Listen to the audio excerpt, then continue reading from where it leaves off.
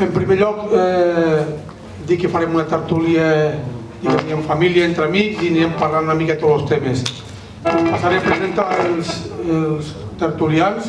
Ramon Gomà, company de la Segarra, la Laia Angrill, de l'Alt Urgell, Néstor Serra del Segrià, la Raquel Serrat, de la comarca de Ripollès, Ripollès, i la Maria Besora de la Segarra. Jo soc el Josep Cabré del Segrià i intentaré intentar conduir una mica l'acte. I al final farem una ronda final perquè cadascú de vosaltres ens expliqueu per què s'ha d'anar a votar i per què s'ha de votar a la Unió, i anirem tocant temes pel camí, pel mig. Però enllaçant amb el final i tenint el Josep Maria Besora a la vora,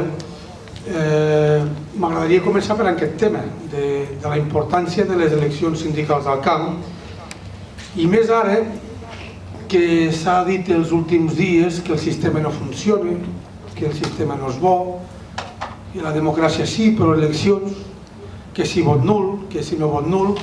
I clar, el Joan Maria és de les persones que anys enrere ha lluitat més perquè el camp tingués una democràcia real i que els països poguessin escollir els seus legítims representants. I la primera pregunta aniria per amb ell: com ho veus això que el sistema no funciona i tot plegat, després de tants anys de lluita per tenir les eleccions? Bona nit. Bé, el sistema mai ha funcionat, però sols en tenim del sistema, perquè si no tinguéssim el sistema encara estaríem pitjor. Això d'entrada, no? El que sí està clar és que la Unió de Pagesos ha lluitat moltíssim, va lluitar moltíssim perquè hi hagués eleccions agràries al camp. I va costar molt de arribar a tenir-les. Penseu que les primeres eleccions agràries al camp van ser l'any 94, el 4 de novembre del 1994, és a dir, fa quasi bé 32 anys que tenim eleccions, cada 4 o 5 anys anem a votar. Bé, i molt abans no hi havia res. És a dir, des que es va instaurar la democràcia en aquest país a finals dels 70 fins a l'any 94, la Unió de Pagesos va passar gairebé 15 o 20 anys reclamant eleccions al camp i que finalment van arribar, però després de molta exigència. És evident que les eleccions eren una necessitat, perquè la força de la Unió, abans de les eleccions, ja hi era, però no era reconeguda. És a dir, quan tu tens unes eleccions et reconeixen perquè tens uns vots. I això et dona força a les taules, a les negociacions, a la teva opinió, a l'opinió pública, i per tant les eleccions van ser un gran avenç i crec que és un avenç que hem de cuidar moltíssim i no s'hi val a carregar-se una eina fonamental per representar el camp i per determinar qui el representa el camp. Qui el representa. No, i si algú vol fer alguna cosa més, però en tot cas, si algú creu que el sistema no funciona, el que ha de fer és presentar-s'hi, perquè si l'escollien canviar-lo. És així de senzill. Si voleu afegir alguna cosa més o anem tocant matèria ja més agrària. Continuarem per la Laia, que dona, jove i de muntanya, ho tens tot, i ens parlarà de relleu generacional i a veure com veu el futur, la gent jove, i més venint d'una zona, diguem-ne, que és poder encara més complicat. La muntanya no és fàcil, si el pla és prou complicat fer agricultura, doncs en zona de muntanya és molt més complicat. Si aquí tenim problemes de fauna, allà poder encara més, no?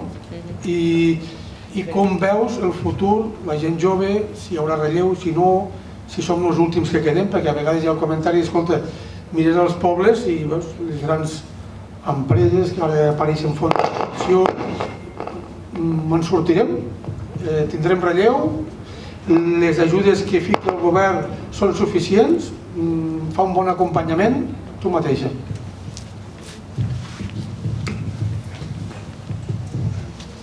Bé, la qüestió del relleu és una qüestió que trobar el diagnosi de per què no tenim relleu és multifactorial. No hi ha una sola cosa per la que no tenim relleu. No són només els preus. Ens fixem sempre molt en la qüestió econòmica i evidentment la qüestió econòmica és important, però no és l'única.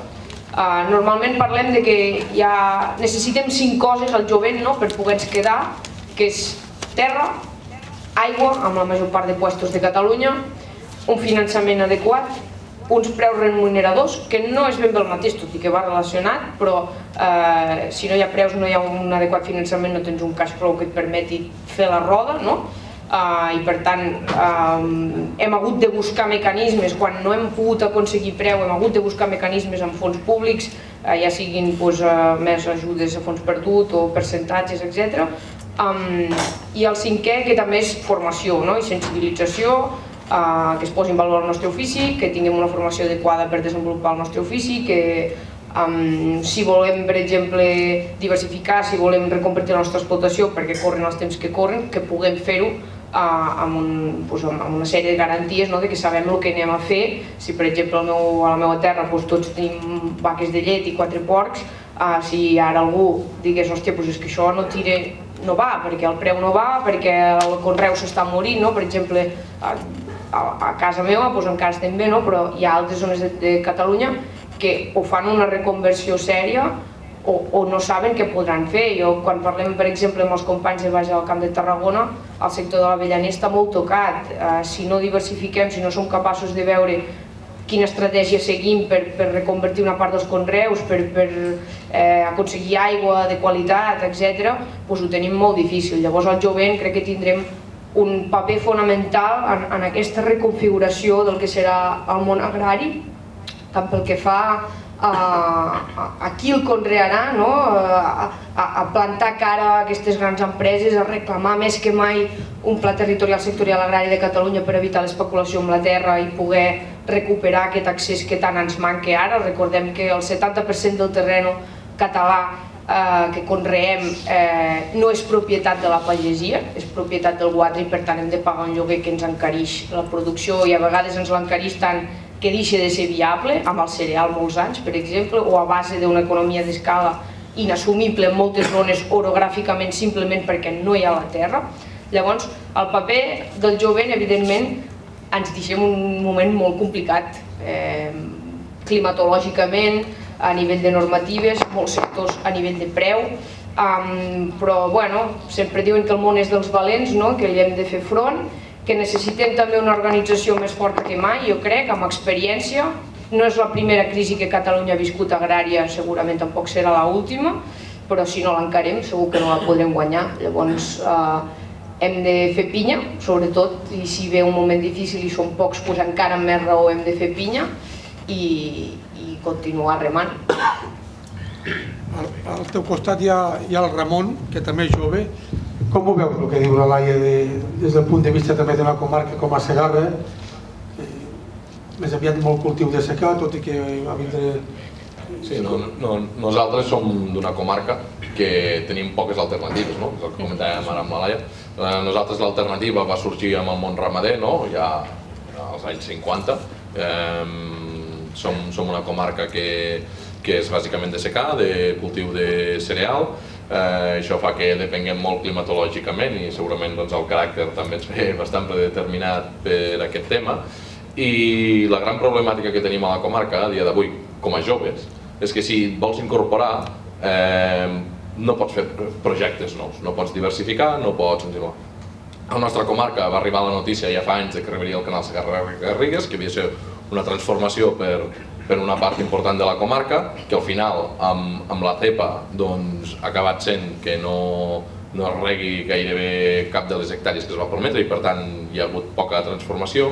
I a més, avui quan un jove vol apostar pel sector ramader, que és segurament el que ha permès que a la nostra comarca hi hagi continuïtat a les cases, ens trobem que no podem fer explotacions noves i per tant una família típica que hi ha el pare i el fill, doncs l'explotació està dimensionada pel pare i quan el fill ha acabat d'estudiar, de formar-se i té ganes de tirar endavant un projecte, es troba una administració davant que sovint està aliena dels nostres problemes i que més aviat et fica traves a que tu puguis crear un projecte.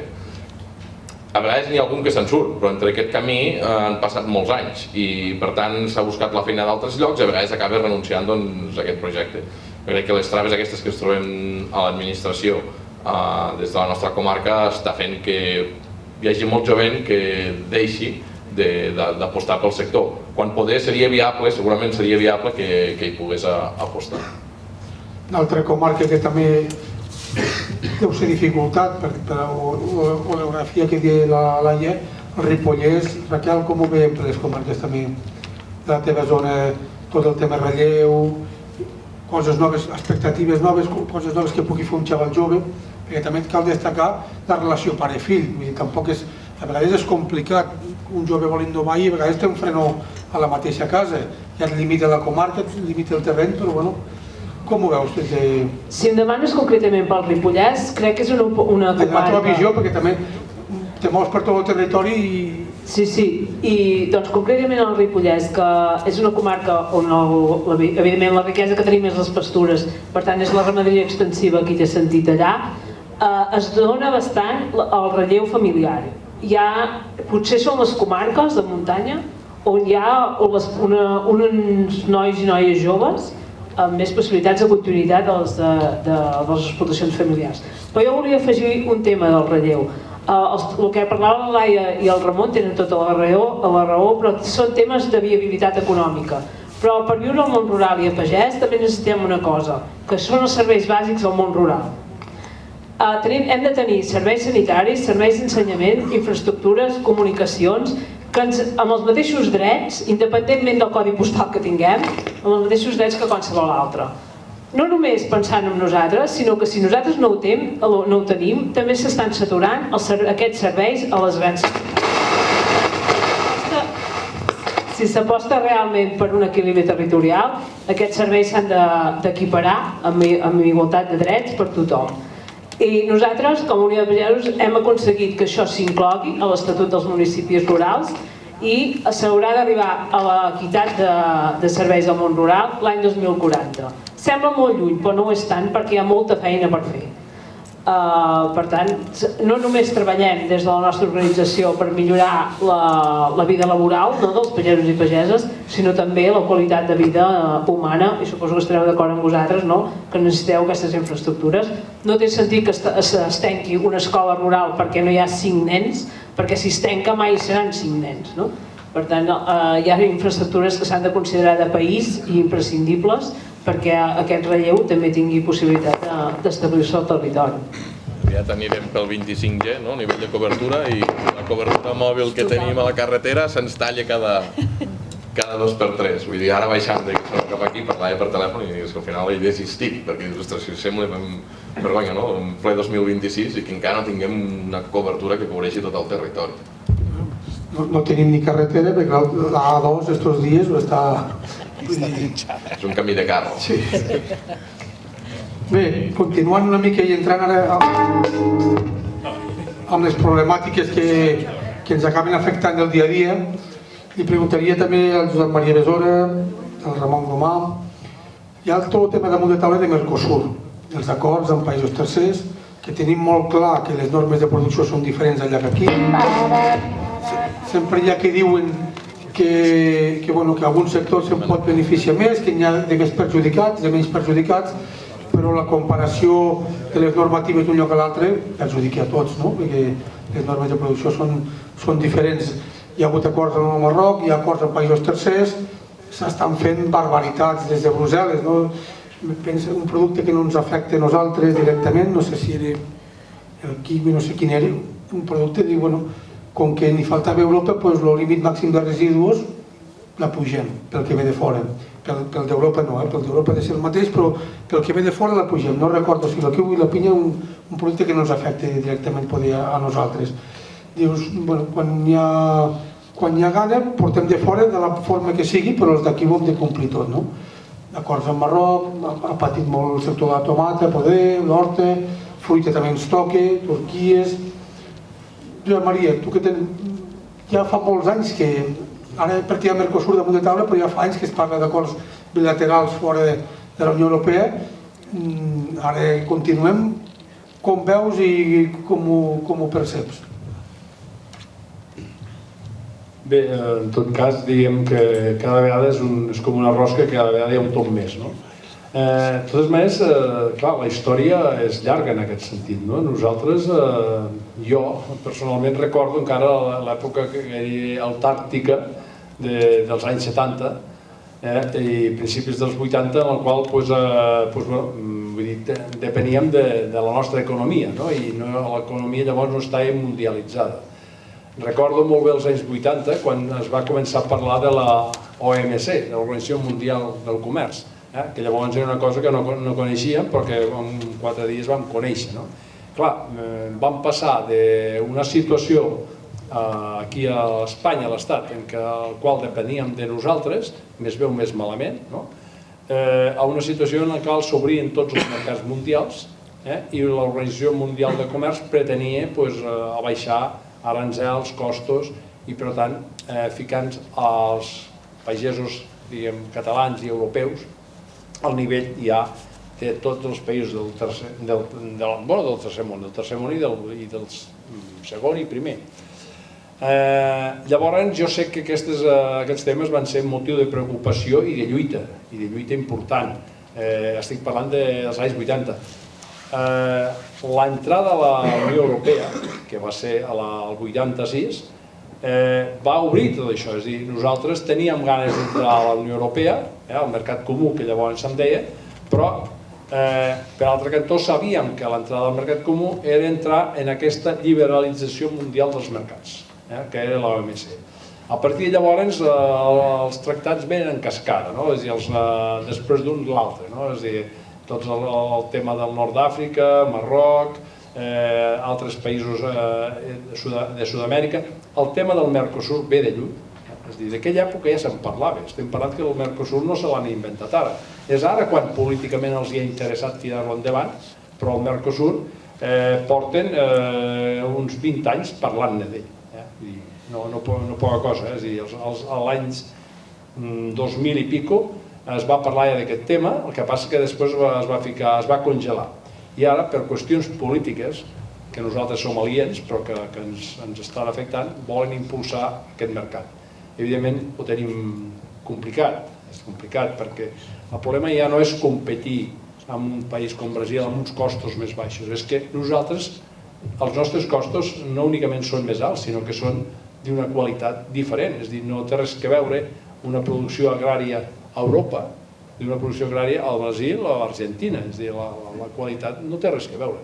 Per tant, ficar-nos al mateix sac és insostenible. Jo crec que el sindicat ha de lluitar i ho està fent, i per tant, per aconseguir que d'alguna manera els tractats aquests afectin el menys possible a les produccions d'aquí i es valori almenys els nivells de qualitat que nosaltres estem produint. No sé, podria dir molt, però... Raquel, tu tens una visió, i des del sector ramaders, que també ho has tocat més, que potser el sector més perjudicat podria ser el sector tots, però el ramader és el que pot fer més mal, el boví de carn.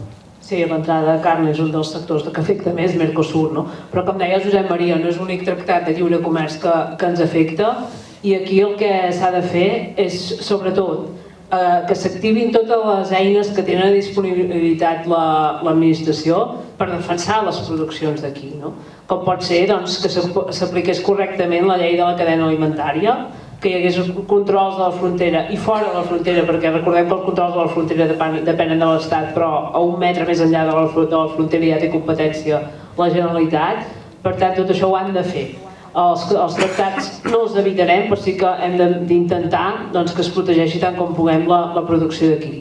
Ahir mateix el nostre responsable de les relacions internacionals i com a membre també d'Unió d'Uniones, en Joan Caball, estava reunit amb els diferents membres del Congrés per fer-los entendre la importància de canviar el posicionament d'Espanya respecte a Mercosur. PP i PSOE no estan per canviar res. El que requeriment també és que de bon principi, tant un com els altres, han dit que estaven a favor, però no han intentat en cap moment defensar res que ens beneficiï a la pagesia d'aquí, i els altres, doncs, bueno, per exemple, Esquerra sabem el seu posicionament, però veiem difícil que els puguin fer revertir. Per tant, hem de treballar perquè realment es protegeixi les produccions d'aquí amb totes les eines que hi ha, que la legislació ho permet. es va fer una revisió i ens parlen ara que s'han millorat les clàusules de salvaguarda o les clàusules mirall. És mentida.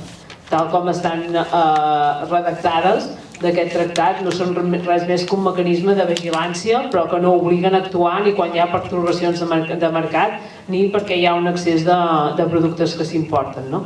Al moment que obres la porta que això sigui voluntari, doncs evidentment quedem indefensos davant de totes aquestes accions. I per tant sí que ens preocupa, és un tema que ens preocupa, que hi ha sectors que pot afectar directament, la carn de boví pot ser un d'ells, però bé, haurem d'anar seguint i exigint que s'apliquin les normatives com s'ha de fer.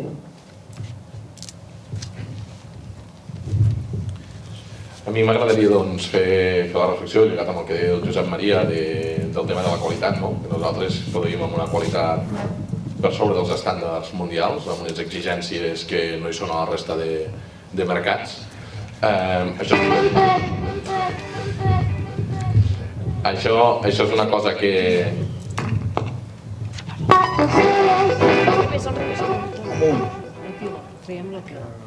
No, ja està, amunt, ja està. Aquest és millor que no el fem anar. No. L'aparquem i ja està. Que és com el que hem de fer amb el Mercosur, aparcar i ja està. Doncs el tema aquest de produïm amb uns estàndards que són incomparables, però a més, ni que aquests països tercers fossin capaços de produir amb els nostres estàndards, crec que també hem de tindre en ment d'altres coses. Per exemple, hi ha el tema de la seguretat alimentària, que cada dia, en aquest món més belicista, acaba agafant més importància. Perquè no fa tants anys que vam patir una pandèmia, com és el Covid, i allà vam veure que els agricultors del nostre país cada dia anàvem a atendre els animals i els cultius. En canvi, quan vam acabar el Covid, ens vam adonar que teníem una crisi de xips, de microxips, per la tecnologia. I resulta que aquí a Europa no ens arribaven ni cotxes, ni maquinària, ni ordenadors. O sigui, teníem un desabastiment. Per què? Perquè tota la producció d'aquesta tecnologia l'havíem externalitzat a zones de l'Àsia. Vosaltres imagineu que externalitzem una cosa tan important com és l'alimentació i l'externalitzem a l'exterior per un tema de preu, que és al final el que estem. Això posa en risc la seguretat alimentària d'Europa i per tant en un moment que segur que acabarà arribant, sigui una pandèmia, sigui una guerra, sigui una situació geopolítica que no acompanyi, podríem tindre problemes d'abastiment. Per tant, nosaltres, a més de produir una qualitat extraordinària, és que assegurem l'alimentació de la població europea, amb qualitat i amb quantitat. I per tant, si el que volem és que això continuï així, hem de lluitar per defensar aquest model agrari que tenim nosaltres, que és molt diferent del que puguin tindre el Mercosur, que és d'agricultura familiar i no de grans multinacionals, que estan subeditades al mercat i no en aquesta funció social que també fem nosaltres.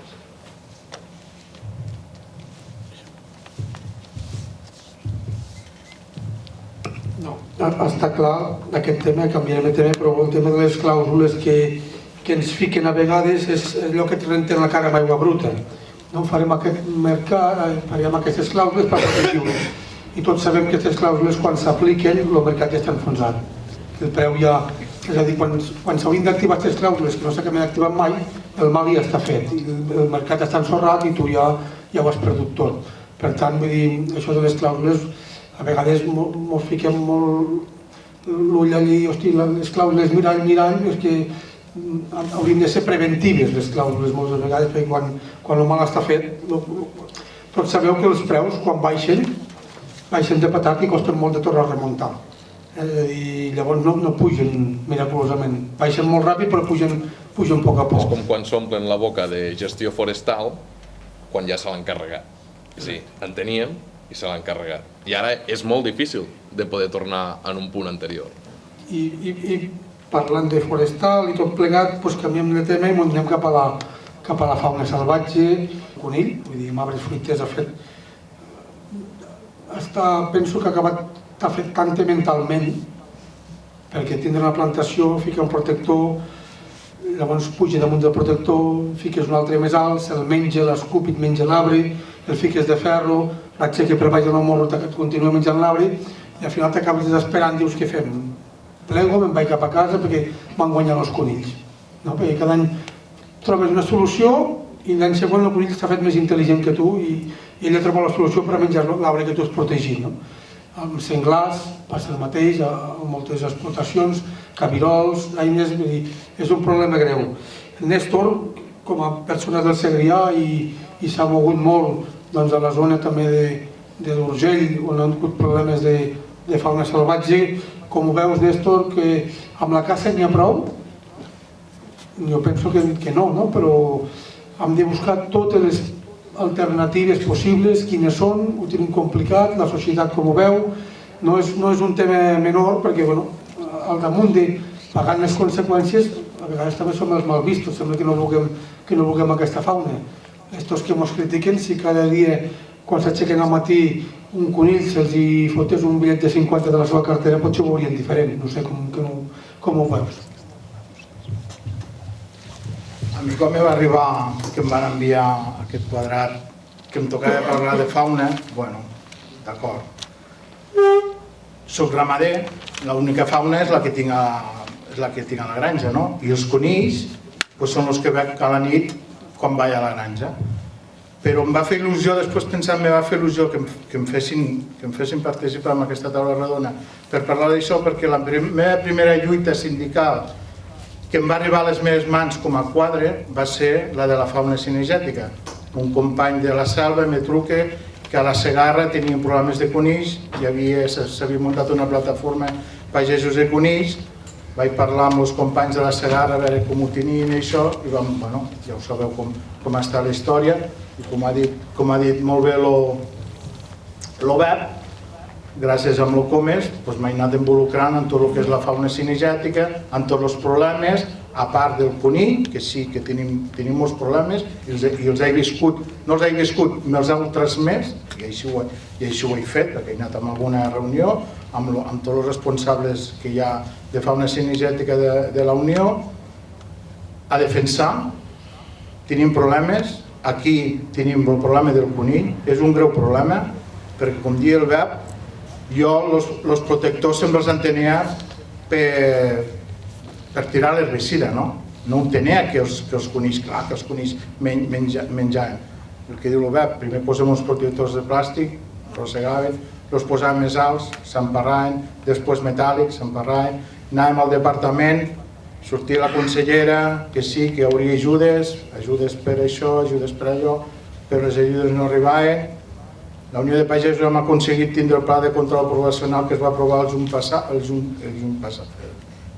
mes de juny passat, amb uns diners que no s'han aprovat fins fa 4 dies, tot això anant apretant. El problema el tenim igual, i tu què em dius?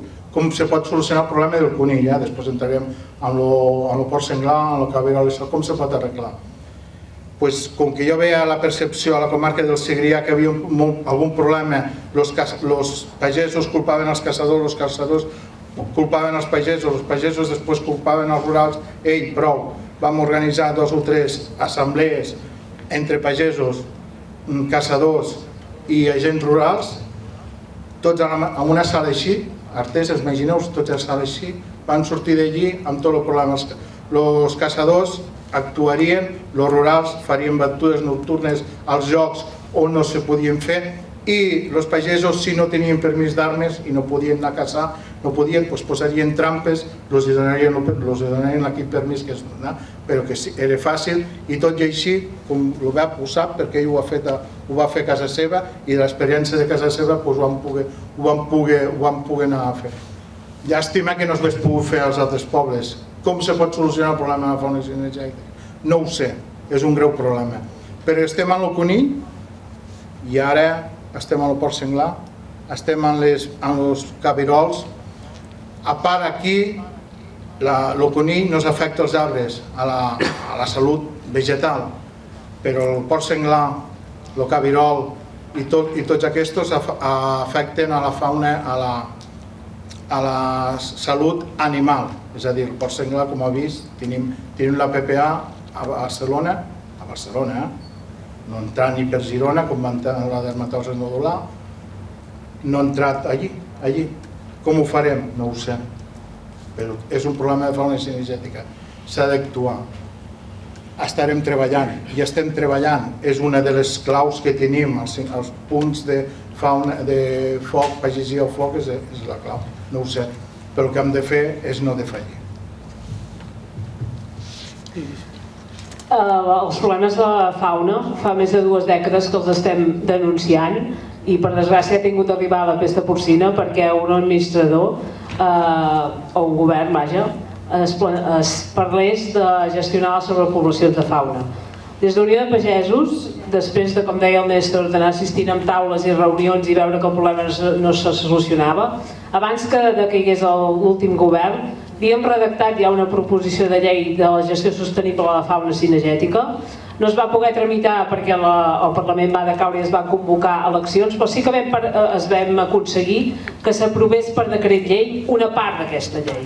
Aquest decret el que permet és defensar els pagesos dels danys que teníem, perquè amb la llei actual de l'any 70 el que recull és que no es pot actuar el coto o el propietari de la finca.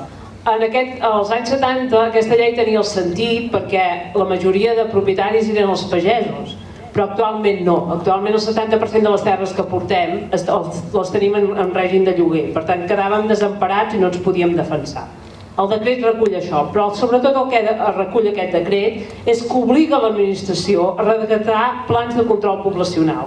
Ha de dividir Catalunya per zones, identificar els problemes que hi ha seguint uns paràmetres, ja siguin denúncies per danys, accidents de trànsit, riscos sanitaris, i establir quin tant per cent de fauna s'ha de gestionar i reduir si així es determina. Actualment només tenim 4 controls de fauna redactats, que són Lleida pel conill, la Roca Corba Girona pel senglar, l'Alt Pirineu i Aran pel senglar i el cérvol pel tema de la tuberculosi i l'Ebre també pel senglar pel tema de la tuberculosi. El que cal és que aquesta llei, aquesta proposició de llei que vam escriure de tota sencera des d'Unió de Pagesos, es tramiti. I tenim el compromís del conseller que a partir d'ara al març podrà, i a més altres partits parlamentaris també s'han interessat de nou, perquè és la tercera vegada que els anem a presentar d'aquesta llei i que començarà a caminar dins el Parlament. I l'avantatge d'aquesta llei és que ve proposada del sector agrari, del sector que partim els danys, ni ve proposada pels caçadors ni ve proposada pel cantó més animalista. I per tant té possibilitats de que es tramiti tal com nosaltres creiem que ha de ser recollida, i perquè si volem posar solucions als problemes que tenim, moltes vegades l'única manera que s'aconsegueix és portant ja la feina feta, la feina que hauria de fer qui legisla, fer-la nosaltres i que comenci a caminar on ha de caminar. Laia i Ramon, si voleu dir alguna cosa?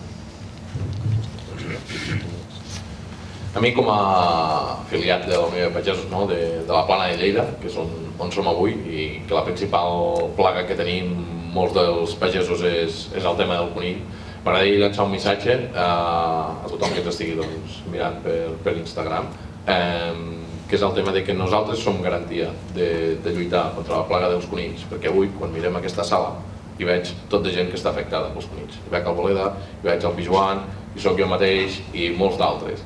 Som molts els que ens estem afectats per aquesta plaga del conill, som molts els que ens estem determinats a tirar endavant totes les mesures que siguin possible per lluitar-hi, i crec que la Unió de Pagesos, si ens hi sumem tots els que estem afectats en aquests deixons, podem fer molta força i pressionar perquè les mesures realment es compleixin, perquè ja comencem a estar bastant tips de que el govern ens prometi solucions amb el tema de la fauna i després ens trobem que cada 2 per 3 tenim problemes amb renovacions de les pick-ups, de leasings i històries que acaben fent que ni es facin batudes ni no es cacin conills, i per tant any rere any anem acumulant més conills, la plaga es va estenent i cada vegada tenim més danys.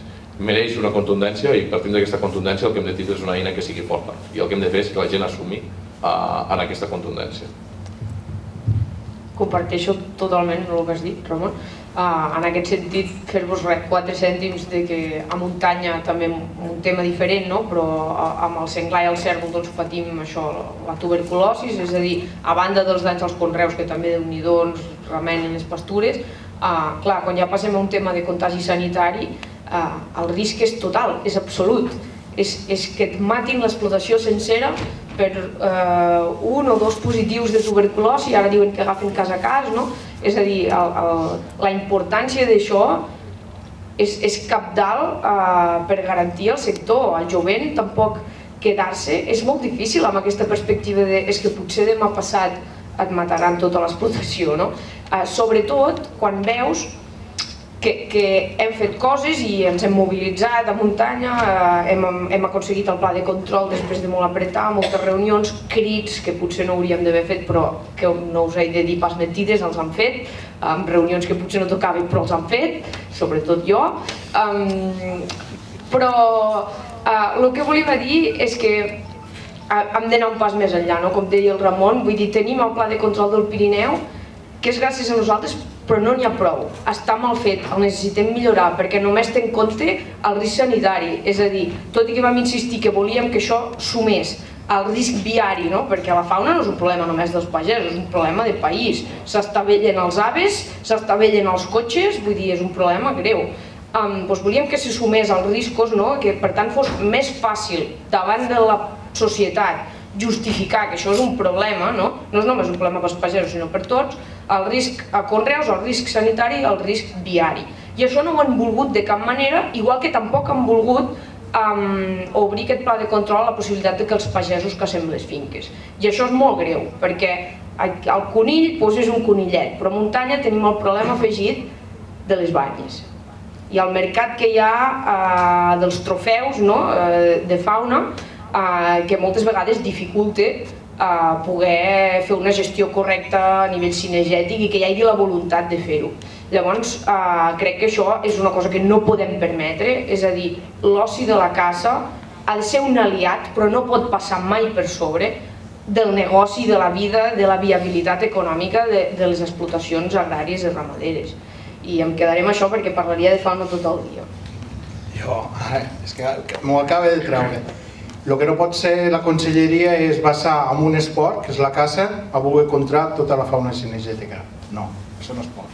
I després una altra cosa, el que no pots fer és la conselleria sortir que sí, que tenim el pla de control d'això i després vindre per un mandat als rurals que nos estiguin al damunt i nos tinguin una hora, sigui un caçador perquè vagi a caçar o un pagès que tingui permís d'armes, permís de caça, que s'estigui defensant, demanant-li tota la documentació i tinguent-lo allí perdut.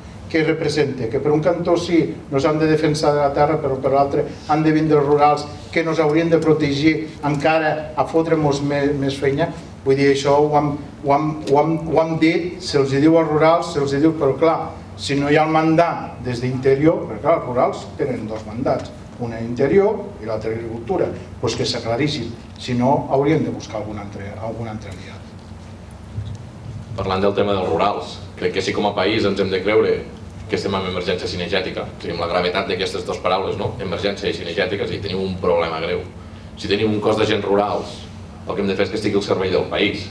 I si ha d'estar al servei del país ha de donar solució a aquesta emergència cinegètica. I la solució és que dediquin el 100% dels seus efectius, que no són pocs, que cada dia són més, a fer caça única i exclusivament. Aquesta ha de ser la seva funció. Si realment creiem que tenim un problema, i és així, hem de destinar tots els recursos que tinguem com a país disponibles a combatre-ho.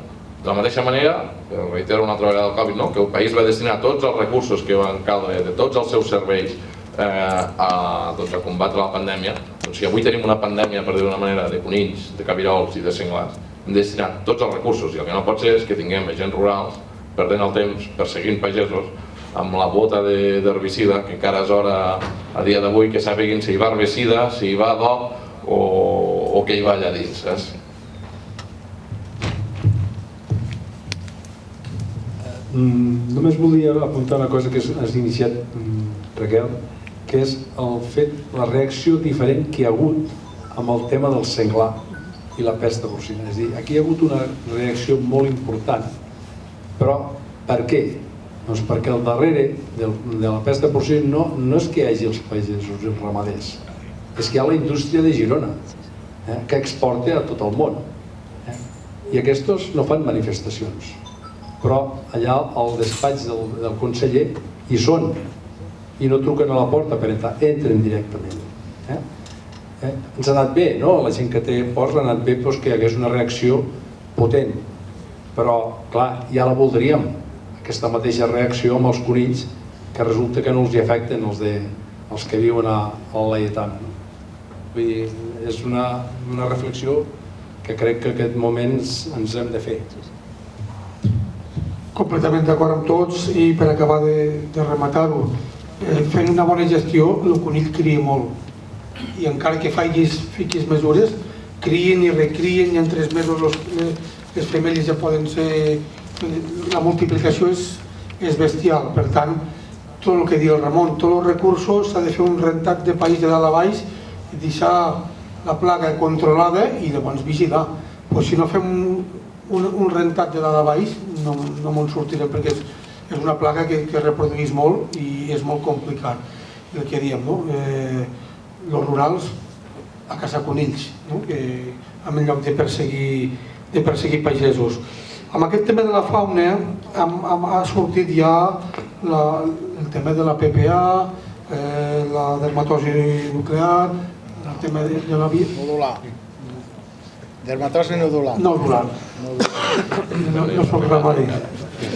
I enllacem amb tot plegat i preguntaria a la Raquel, que aquest tema ja l'ha introduït una mica quan parlava de fauna, com ens afecten aquestes crisis ramaderes, en negatiu evidentment, no? Però com ens en podem sortir, què s'ha fet malament des del departament, protocols, el tema que parlàveu del boví de carn, per 2 positius ho has de sacrificar tot, això és necessari, no és necessari, quines propostes hem fet i com ens en podem sortir, perquè és un tema sensible i que se pot escapar de les mans i pot fer molt mal, un dany mortal al sector, i més quan hi ha xavals joves que si et buiden una granja, què fem? La tornem a omplir? Com en sortim d'aquesta... Doncs sí, per desgràcia a Catalunya hem encadenat una crisi sanitària darrere una altra aquest any passat. Hem començat amb la dermatosi, després amb la PPA i vam acabar amb la influència aviar. Si va quedar una cosa demostrada és que els pagesos són els que fan les coses bé, que la bioseguretat ha funcionat, que ni la influència aviar ni la PPA han entrat ni han sortit de cap granja, i que si s'ha pogut controlar doncs ha estat per aquesta bona acció dels pagesos. Amb la dermatosi nodular, si una cosa es va fer més que evident, és el tracte discriminatori o diferent d'uns sectors respecte a uns altres, perquè és, com ja hem denunciat des de bon principi, doncs en el cas de la dermatosi, des del juny que hi havia casos a Itàlia i França i denunciàvem que això acabaria d'entrar aquí, perquè teníem tots els números. Catalunya és una comunitat autònoma importadora d'animals, som fronterers, tenim l'autopista AP7 i tenim els aiguamolls de l'Empordà, i la resposta que rebíem, i ho sabeu perquè ho hem dit més d'una vegada, és que havíem d'esperar a veure què passava o esperaven que no entrés. El dia que va entrar encara ens vam tenir de sentir que es havien d'acabar de llegir el protocol. Per tant, el que ha fallat aquí, i continua fallant, és el Servei en Prevenció en Sanitat Ramadera del Departament d'Agricultura, Ramaderia i Pesca de la Generalitat de Catalunya. I han d'assumir les responsabilitats que els hi pertoca. Fa 2 anys la llengua blava, la vacuna de la llengua blava, va perjudicar greument molts ramats d'oví i no van ser capaços en cap moment d'activar uns ajuts per ajudar aquestes ramaderies. Ha entrat la PPA i, com ha dit molt bé el Josep Maria, des del minut 0 hi havia un protocol establert, però no per salvar els pagesos de porcí, per salvar la gran indústria.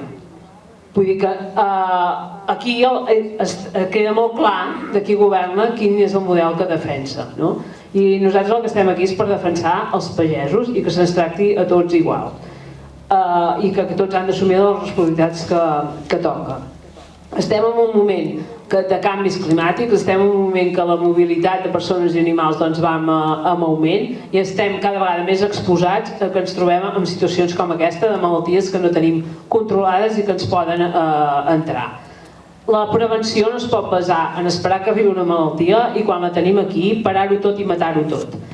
Ens hem enfrontat amb protocols que maten més que les pròpies malalties. Ens hem desplaçat al Parlament, a la Comissió Europea, a explicar-los-hi. Vam parlar amb els eurodiputats. La primera vegada que hi vam anar semblaven bastant escèptics, però aquestes reunions es van derivar que ens van convidar a assistir a la Comissió d'Agricultura del Parlament Europeu i allà hi havia hagut un canvi. I més d'un eurodiputat, no només els espanyols, es van posar a la boca el dossier de propostes que havíem fet arribar escrit per Unió de Pagesos a través d'Unió d'Uniones, perquè demanàvem una revisió d'aquesta classificació d'aquesta malaltia, de la dermatosi nodular, i també de la revisió de tots aquests protocols.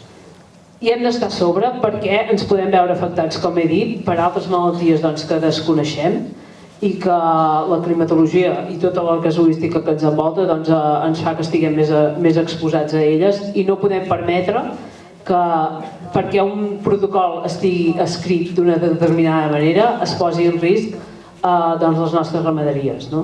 Aquí, quan ens plantejàvem la taula rodona, també em deies quin impacte podia tenir aquestes crisis.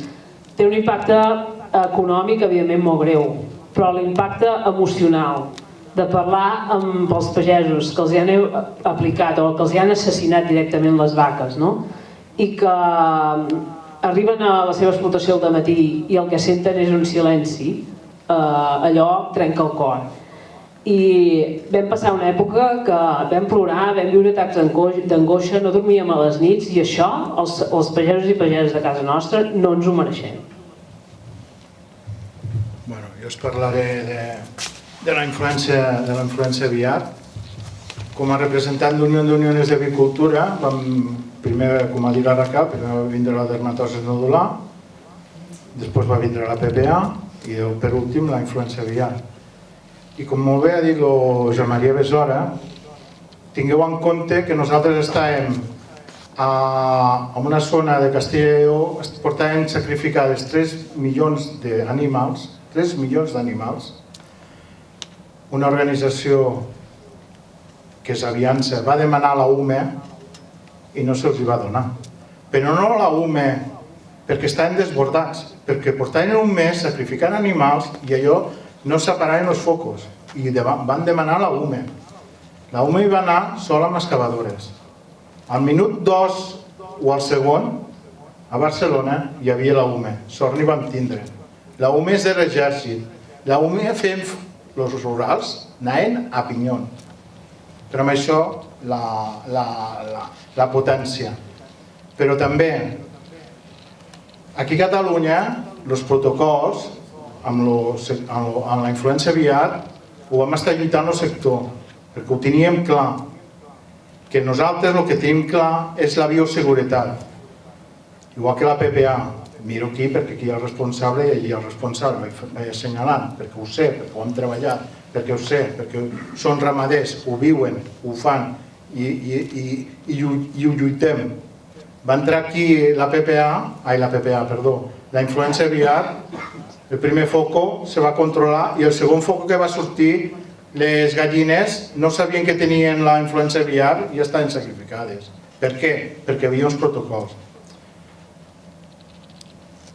Deurà anar per sectors, els sectors del porcí, els sectors de l'avicultura, els protocols els tenen. Per què els tenen? Perquè 15 dies abans que va sortir el primer cas d'influència aviar estàvem reunits amb el departament, el CESAC, i demostrant que hi havia els protocols i que hi havia els protocols van sortir. Hi ha coses a millorar i aquestes coses a millorar els hi fem. I la feina, me penso que l'estem fent, però això sí. A mi em sap molt greu que com a ramader, que anava al Ministeri, com a representant d'Unió d'Uniones, quan se va parlar de la dermatosi nodular, hi havia representants d'altres organitzacions. Quan vam parlar de la influència aviar, l'únic ramader que veiem a aquella taula era el senyor Néstor Serra Domènech, no hi havia cap ramader. I totes les OPAs estaven allí.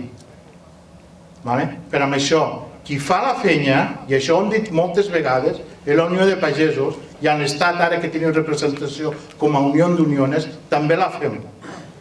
Tenim un puntet una miqueta Aviança allí, per poder demostrar i fer la feina. Vull dir que la Unió de Pagesos, amb els sectors ramaders, i sobretot en tot el que és la salut animal que ens ve, nosaltres estem allí quan s'ha de fer les coses i quan no s'han de fer, i sempre al bo de la bioseguretat. Bioseguretat. Comentar alguna cosa més dels demés?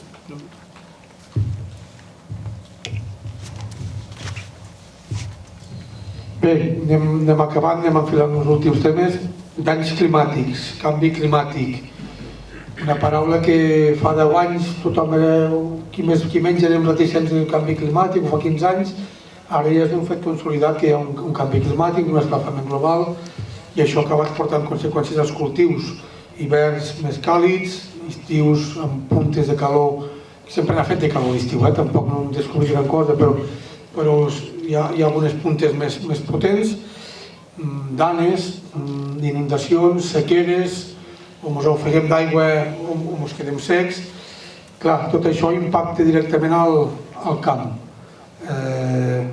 Prevenció n'hi pot haver, però a vegades per molta prevenció aquest canvi, aquest temps boig que tenim supera totes les expectatives. Assegurances, cobreixen, no ho cobreixen tot, són cares, no són cares. És un altre repte que sempre ha sigut complicat, el temps no el podem controlar. Si el poguéssim controlar potser ens mataríem entre nosaltres, un voldria regar i l'altre que no. Però com ho veieu? Ramon, Laia, que esteu també molts, depeneu del cel per regar cultius, zones de muntanya. Com veieu tot el tema canvi climàtic, problemàtiques, gelades, com ens afecta? Bé, jo em reafirmo amb el que deies tu, no? Si abans hi havia potser una part de la població que podia negar el canvi climàtic o ser escèptic, ara jo crec que és evident i la pagesia ho veu més que ningú. Allà dalt al meu poble, tot i que tenim la sort de tenir regadiu, moltes ponts s'han eixugat, vull dir, és una cosa que és evident. L'escalfament global, ara cada 2 per 3 que si danes, que si coses estranyes, és a dir, no és només ja la sequera o l'escalfament global, sinó que les pertorbacions del temps, les rostides que fot el cereal amb la pujada sobtada de temperatura, l'escurçament del període hivernal que moltes espècies els hi genera problemes, és evident. Llavors, jo crec que aquí hem de parlar de 2 coses, com adaptem els nostres sistemes de producció a ser més resilients, i l'altre, com contribuïm també en la mesura que puguem i sempre amb la viabilitat econòmica per davant, jo crec. Si no hi ha viabilitat econòmica, sostenibilitat econòmica, no hi pot haver sostenibilitat ambiental, però també n'hem de parlar, n'hem de començar a parlar perquè a vegades tendim potser a ser una mica reticents perquè requereixen canvis importants, no pas menors, als nostres models de producció, però n'hem de començar a parlar perquè és evident. Jo crec que hi ha certs canvis que potser no seran tan greus, per exemple la fermentació entèrica del bestiar amb la reformulació dels pinsos, amb uns certs additius. Jo crec que necessitem molta recerca per poder millorar les nostres emissions i serà una cosa que serà relativament, aquesta concretament crec que serà relativament fàcil de fer, però hi ha moltes altres mesures, jo que sé, em puc anomenar 4 per exemple que fem a casa meva. Tenim rec enterrat, vam posar unes hectàrees de pastura amb goter enterrat. En el seu moment també hi havia finançament important per fer això, ara crec que és a dir, si compares amb una cobertura és molt costós i difícilment pots rendibilitzar allò, però hi ha coses que, és a dir, si la política pública realment vol apostar per unes millores tecnològiques que contribueixin a que nosaltres puguem reduir les nostres emissions, puguem reduir el nostre consum d'aigua, hi ha moltes maneres de ser més eficient, jo que sé, ara per exemple les empreses de la llet i tothom que necessiti refrigeració, doncs ja estem començant a treballar amb bancs de gel, amb energia solar, és a dir, durant el dia acumulem fred per poder alliberar-lo durant la nit, sobretot a l'estiu. Tenim refredadors de plaques com el radiador d'un cotxe, bàsicament, només amb la temperatura de l'aigua abaixem la temperatura de la llet, és a dir, hi ha moltes coses que podem fer per millorar, però evidentment no hem de deixar mai d'assenyalar les grans causes del canvi climàtic que sovint se'ns assenyala desproporcionadament a la pagesia i hem d'assenyalar el transport, hem d'assenyalar tant el d'aliments i coses per carretera, etc., de la indústria, però també el model de consum que tenim, d'oci, que abans era impensable i ara hi ha molta gent que agafa 3-4 avions a l'any tranquil·lament i això hem admès que totes les nostres vaques juntes durant un any, o les meues, no? En aquest cas, però hem d'assenyalar també que evidentment podem ser part de la solució, som part del problema, podem ser part de la solució, però no podem consentir que se'ns assenyali com que som els principals causants del problema, perquè les estadístiques clarament diuen que no ho som i que és bàsicament el transport. Llavors, quan es posen aquests objectius de reducció de quan hem de reduir les emissions perquè no pugi la temperatura i parlen dels 3 escenaris, que pugi 1 grau, que en pugi 2 o que en pugi 3, més o menys, en els propers anys, i per tant hem de retallar tots els nostres pressupostos de carboni, que la Generalitat de Catalunya ja ha començat a treballar amb això. Hem de lluitar molt fort perquè siguin realment els sectors que més emeten, que comencin ells a treballar i nosaltres evidentment haurem d'anar darrere, no ens podrem quedar parats, però és a dir, que es reparteixin les culpes com toquen, que la culpa és negra i no la vol ningú, i que intentem contribuir amb la mesura que puguem. Jo sobretot faria èmfasi en la recerca, la diversificació, crec que serà molt important, perquè al final si no fiques tots els ous a la mateixa cistella, quan un any hi haurà secada però tens ramaderia, poder aguantar-les per aquí, o tens un altre tipus de conreu que no li ha afectat la floració i tens olivera, o tens, jo què sé, intentar això, diversificar, canviar amb la mesura que es pugui, i en aquest sentit l'IRTA i totes les entitats de recerca han de tenir un paper molt important a buscar varietats més resilients, potser haurem de sacrificar producció per anar a varietats més resilients. A muntanya, per exemple, hi ha molta gent que ja ho està fent, sembrant varietats més antigues de bromo, dactylus, és a dir, que són hídricament una mica amb menys necessitats hídriques, però que t'aguanten una mica la producció, no et foten la pujada que et fot un rai gras, però t'aguanten perquè les vaques puguen passar la sequera, i potser haurem d'anar per aquí. En aquest sentit també celebro, per exemple, que en aquest proper període de la PAC es plantegen augmentar la reserva de crisi, perquè tothom és conscient que hi haurà imprevistos i els hem de poder afrontar. No podem comptar només amb les mesures que teníem fins ara, sinó que hem d'augmentar aquests fons que reservem per si de cas. I també que no pot dependre tot d'Agroseguro, perquè depèn del sector, ja tots sabem que no funciona bé, que els recàrrecs són molt grans, que a la que encadenes 3 anys de sequera després ja pràcticament no et volen ni assegurar. Per tant és una batalla que és constant i també és, igual que el relleu, és multifactorial i l'hem d'encarar des de totes les perspectives que toquin, intentant fer una mirada global i empènyer tant com es pugui. Seguint una mica amb el que deies tu, Laia, del tema que el canvi climàtic, que se'ns penja la llufa de que som una part important dels responsables de la generació de gasos d'efecte hivernacle. També crec que hem de posar en relleu que poder som l'únic sector que s'ha mogut ara, que som capaços de fixar carboni. I això crec que té un paper, i crec que aquest paper se'ns ha de valorar i a més s'ha de retribuir perquè fem aquesta funció ambiental. Per tant, contribuïm positivament, crec que som l'únic sector que podem contribuir positivament en la lluita contra el canvi climàtic. I més, crec que és una cosa que nosaltres com a generació, que tenim molts anys pel davant i que veient com s'està accelerant aquest problema del canvi climàtic, si ens posem a 50 anys vista, esperem ser-hi, el problema serà gros. I per tant això ens ho hem de creure, i ens ho hem de creure com a país, i això vol dir que s'han de fer inversions, s'han de fer inversions en modernitzacions de canal, com és la modernització del canal d'Urgell.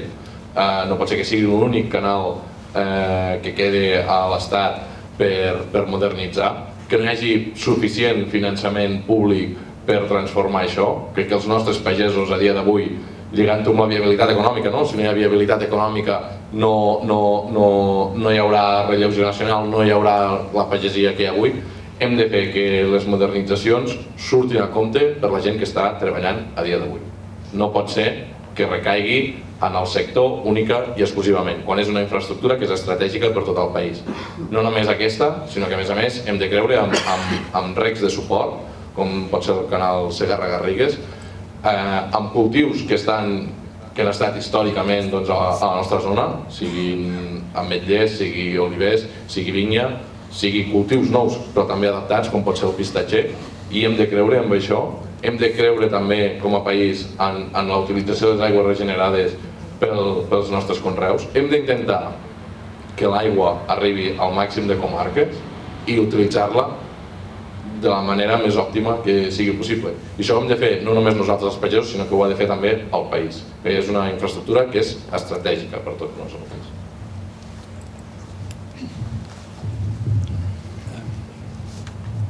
Jo podria dir alguna cosa interessant perquè jo crec que per un cantó hi ha el tema del canvi climàtic que se'ns està col·locant la llufa tal com heu dit, no? Gràcies al cinisme de les organitzacions mediambientalistes, perquè és així, perquè han actuat cínicament, els mateixos que agafen els avions per anar-se'n de vacances després diuen que les vaques peten, no? Aquest és un tema que ja l'he comentat i no hi incidiré més, però hi ha una altra qüestió que jo crec que vull recordar. El tema de les assegurances agràries. Podem ser crítics en tant com funcionen les assegurances agràries perquè són francament millorables, però són absolutament necessàries. I jo entenc que aquesta és una lluita que la Unió de Pagesos ha d'estar al davant sempre. I jo puc dir modestament que vaig ser el primer responsable de Catalunya d'assegurances agràries als anys 80, quan l'assegurança integral encara no existia. L'assegurança integral existeix perquè en aquells anys la Unió de Pagesos ho va defensar a fons i es va defensar a nivell de Madrid, amb la COA, que ja no hi som, però vam aconseguir un èxit important. Jo crec que s'ha de continuar lluitant per millorar l'assegurança agrària, perquè davant dels problemes climàtics directament és l'única defensa que tenim, una bona assegurança.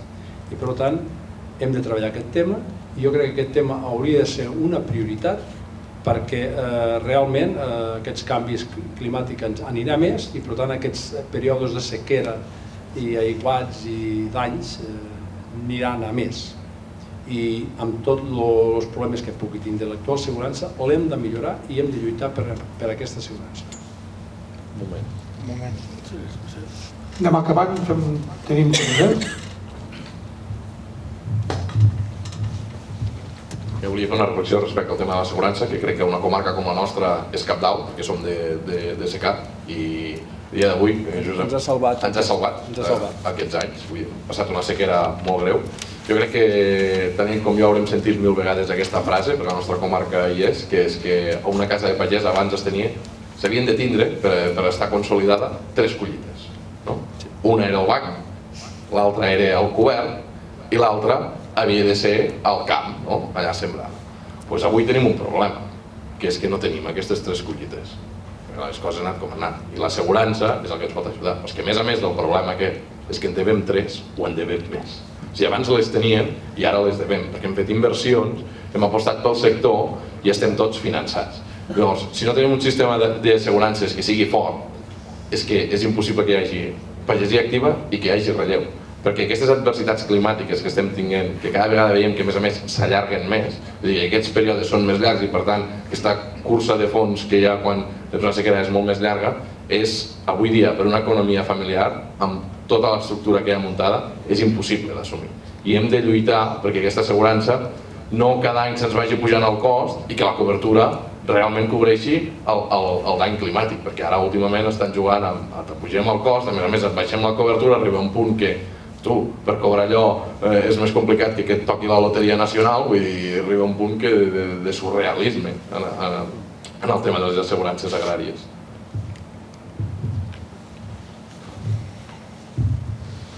Bueno, això és la clau, l'assegurança. El problema de l'assegurança és que ens ve per períodes, anys consecutius en el mateix any, i llavors és quan te penalitza, et castigui més i no et serveix. És a dir, perquè ara igual passarem períodes que n'hi haurà sequera, però com agafis 2 o 3 anys amb sequera, amb gelades, amb pedregades, és quan l'assegurança es comporta pitjor perquè no et deixa assolir el nivell de producció assegurable que tu tens i te s'encareix. I per tant, Agroseguro ha de començar a fer plantejaments interns, perquè si tu fas números del que pagues d'assegurança, parlo de fruita, en els últims 10 anys i el que has cobrat d'indemnitzacions, clarament surt l'asseguradora beneficiada.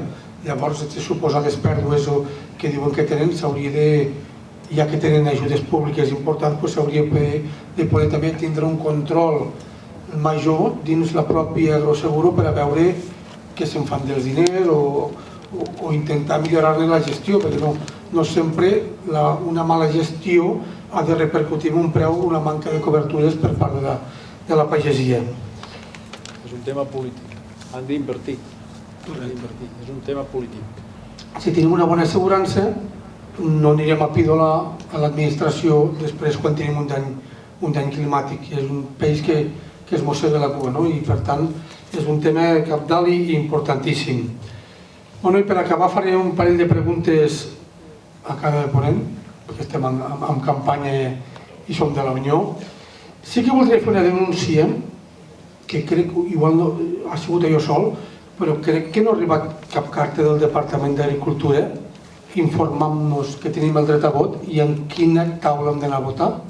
Jo al meu poble sé que tinc una taula però no sé el lloc.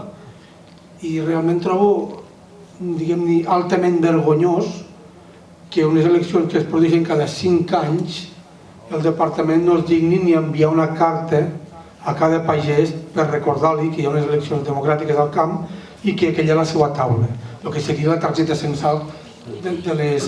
I crec que poder és el primer cop que això succeeix i jo no ho sé, no se n'ha parlat massa. Ni un correu electrònic.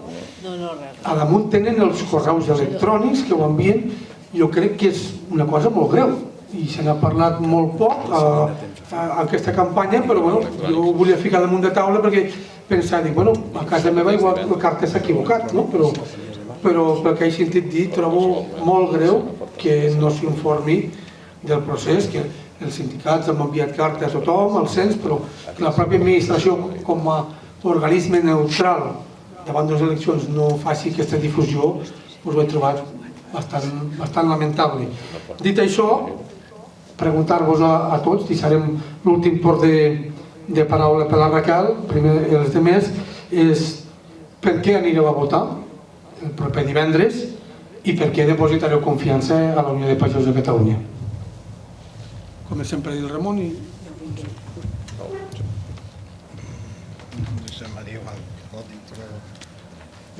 Doncs començo jo. El divendres anirem a votar, perquè crec que com ha explicat molt Josep Maria, és un dret que tenim, és un dret que la Unió de Pagesos va lluitar, és un dret que ha costat molt d'aconseguir i crec que és la millor manera que tenim com a pagesos per expressar la nostra opinió. Expressar l'opinió i que es pugui mesurar aquesta opinió, perquè a vegades mesurar opinions és complicat i en canvi en democràcia tenim la sort i no és una sort que tinguin a molts altres territoris que nosaltres sí podem anar a votar i a expressar cadascú el que amb ell li sent, però expressar-nos i crec que això sol hauria de fer que ens motivéssim tots a anar-hi. Referent a la pregunta de per què votarem a la Unió de Pagesos. Votarem a la Unió de Pagesos perquè crec que quan veiem aquesta sala veiem un equip de gent, per exemple aquí a la Plana de Lleida, que és on som. Per tots els col·lectius que hi ha, no només pels sectors més guaiantes dels porcs o de el que sigui, intentem mirar per tothom, intentem sempre ser constructius, portar la feina feta, és a dir, intentar formar els nostres sindicalistes acompanyats d'uns bons tècnics. Tenim una eina potent, i per això també votaré a la Unió, perquè quan, d'una manera si voleu una mica egoista, quan el meu poble tingui un problema amb la normativa municipal dels purins al cap de setmana, no sé què, quan al meu poble vinguin a voler especular amb la terra perquè volen posar plaques, aniré a la Unió i trobaré algú que tindrà experiència, que em sabrà acompanyar i que com a jove també és important mirar enrere i veure que hi ha 50 anys fent una feina i fent una bona feina, per més que el sector ara estigui en moments de dificultat, han fet una bona feina. I per tant, com a jove, crec que també és molt important que una organització que té 50 anys de passat pugui tenir 50 anys de futur. Jo, la veritat, votaré a la Unió per intentar, amb els companys també joves que estem, donar-li 50 anys més. I si pot ser, millor.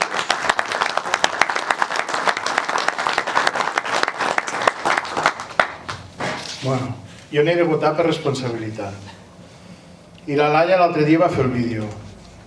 M'he mossegat molt la llengua i sabeu com soc jo, que dic les coses tal com són i cal com ragen, però considero que allà on soc i com soc no he d'explicar, no he d'entrar en aquest joc. Penseu que tota aquesta gent que surten damunt d'un tractor, i ho dic així, damunt d'un tractor, dient que s'ha de votar nul, primer, ni és pagès i el tractor no és seu. Això li vaig escriure a la Laia, t'ho vaig escriure. No hi cal entrar en aquest joc, que facin el que vulguin. Nosaltres fa 51 anys que estem defensant la terra. Com ha dit el Josep Maria Besora, 51 anys, al 78. Bueno, 77. No, és que... 50 anys. 51 anys, a la clandestinitat, garrotades, com ha dit la Laia. Va haver un moment, perquè a casa van patir, que el meu camp era, després que el pare, i tothom el coneix, va invertir molts anys a la Unió de Pagesos, el meu pensament era, com el del Ramon, era o estripo el carnet i envio la merda a la Unió, o m'involucro. Què vaig fer? Igual que el Ramon, m'involucro. Com m'involucro? Doncs a mort, aquí a defensar. Primer en el meu sector, després en el meu territori i jo. I no ens enfadarem, m'enfadaré en la Racama, m'enfadaré en el Vicente, m'enfadaré en el Borrat, m'enfadaré en tothom, però m'enfadaré pel bé de la Unió. I sempre ho he explicat. De menys maneres o de menys maneres, igual, dient-ho, cridant, igual no m'entendran, i a vegades que la Laia dient-ho fluixet igual m'entendran, i per WhatsApp igual sí, entens? Però per defensar la Unió i per defensar els pagesos. I per què votaré la Unió de Pagesos? Home, perquè el padrí, com aquí molta gent dient que estaven aquí mentre havia pagesos aquí damunt, al 78, el padrí, el Carlets, l'Ernest del Calo, estaven a Margalef i fent cassola. I jo me n'en recordo, que això ho tinc al cap, que hi vaig anar amb el pare, amb la DKV, amb el pare i amb el padrí. I el pare ha estat aquí, encara està actiu per amb això. Per què vol votar la Unió? Perquè la Unió és l'únic sindicat que fa 51 anys que lluita i treballa pels drets dels pagesos i ramaders. I no vull parlar més. A la meva edat ja costa a vegades il·lusionar-se una mica, però m'il·lusiona. M'il·lusiona perquè la Unió de Pagesos té un futur i, per tant, votaré per aquest futur.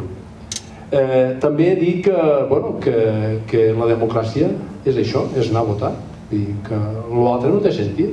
Vull dir, el que se li va acudir això del vot nul, no sé, deia estar una mica flipat en aquell moment, no? Perquè realment no porta enlloc. És una cosa absurda. Que a veure, que ho hem de respectar, perquè en democràcia es respecta tot, i això també. Però sabem que un vot nul no significa res i un vot a la Unió de Pagesos significa molt. Jo votaré a la Unió de Pagesos perquè m'ho convençut i No, l'amic com... No, però hi ha una cosa molt clara. Passi el que passi divendres, us pot anar bé, us pot anar molt bé, us pot anar malament. Encara que ens vagi malament, la Unió de Pagesos el dissabte continuarà lluitant pels pagesos i pageses d'aquest país. Perquè sempre ho hem fet. I si ens va malament, hi continuarem sent. Esperem que ens vagi bé i que tinguem molts vots. Però és que la xarxa de gent i sindicalistes que tenim, gent jove, relleu i ganes que n'hi ha, gent que està al tros, al carròs, no fan vídeos inventats des d'un tractor que no és seu, o no van a fer àudios quan no tenen tros ni un pam de terra al darrere. Estos som los de la Unió, ho hem set sempre. I passi el que passi, el dissabte, més contents o menys contents, continuarem lluitant per la pagesia d'aquest país.